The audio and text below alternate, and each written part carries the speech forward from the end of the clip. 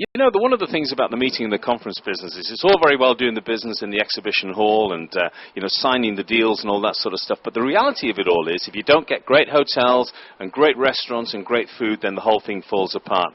So what we decided to do this afternoon was take a bit of a stroll down through the Crown and actually come to a restaurant which is called Nobu, which is very famous internationally, and there's several around the world.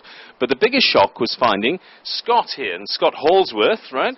He's an Aussie, and he's the head chef here at Nobu, which is a Japanese restaurant. So, Scott, tell us a bit about how you got here and how did you end up running a Japanese restaurant? Yeah, well, I started with Nobu London it's about 6.5 years ago now, and I grew through the ranks there in London, and to the point where I was the head chef of Nobu in Park Lane. And now, obviously, this opening in Australia, it was a good chance to come back and give it a go out here. So, where are you from in Australia? Western Australia, a small town called Collie, little coal mining town. Well, I mean, what are they thinking, Collie, that you're running a Japanese restaurant? There must be a sort of a surprise thinking you should be cooking fish and chips and not, doing sushi and sashimi. Yeah, I don't think they've heard of Japanese yet. I think it's there's a lot of Chinese restaurants there. Yeah, I bet there are. Well, tell me, in terms of the tourism business and so on, I mean, you get a lot of people coming into your restaurant here who are in small groups and incentives and all that sort of stuff.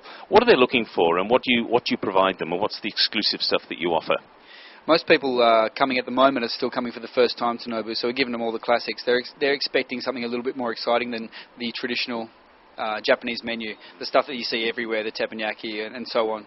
So they want to see something a bit more exciting, which is what Nobu tries to do. They provide a modern twist on Japanese food with his little Peruvian influence as well. So that's what we attempt to do, and we are able to do. So did you say Peruvian influence? Tell me a bit about that. Yeah, so Nobu lived in Peru for quite some time. He had a restaurant there, and he took a lot of influence there. It lends very, very well to the Japanese as well, since they have some raw fish dishes like the ceviche, slightly cooked, and then the tiradito, which is another classic dish that Nobu's made famous but comes from Peru. So yeah, they're his main influence. It also gives us that license to use coriander and chilies and with our sashimi, which is not the done thing really. No.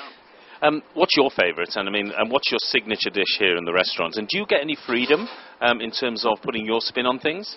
Yeah, in terms of freedom, yeah, absolutely. Nobu gives us a chance to do that.